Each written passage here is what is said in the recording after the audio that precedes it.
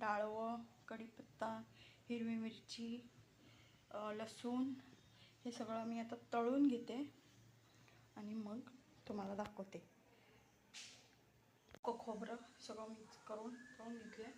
आता हा बघा अशा प्रकारे शेंगदाणे तळती.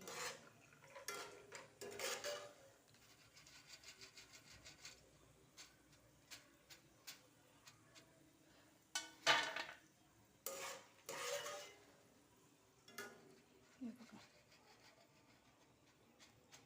शेंगदाणे चांगले भाजून घेतले आहेत.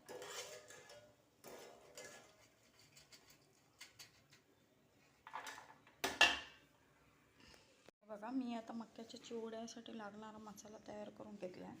याच्यात आमचूर पावडर, चाट मसाला, लाल तिखट, 2 चमचे धना पावडर, 2 चमचे जिरा पावडर आणि 2 चमचे लाल तिखट आणि आपलं सेंधव मीठ 1 चमचा असं सगळं करून मिक्स करून घेतलं आहे. आता मसाला मी तयार करून घेतला आहे. आता अशा प्रकारे हा बघा हा चिवडा माझा सगळं तयार आहे.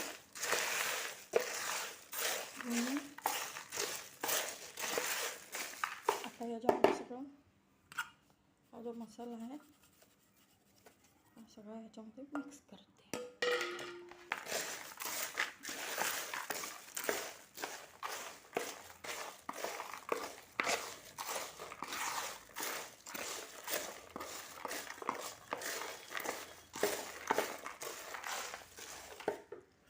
प्रकारे मक्याचा चिवडा तयार झाला.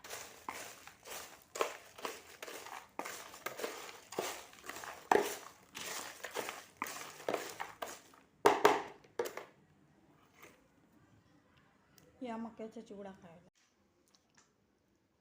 मक्याचा चिवडा तयार.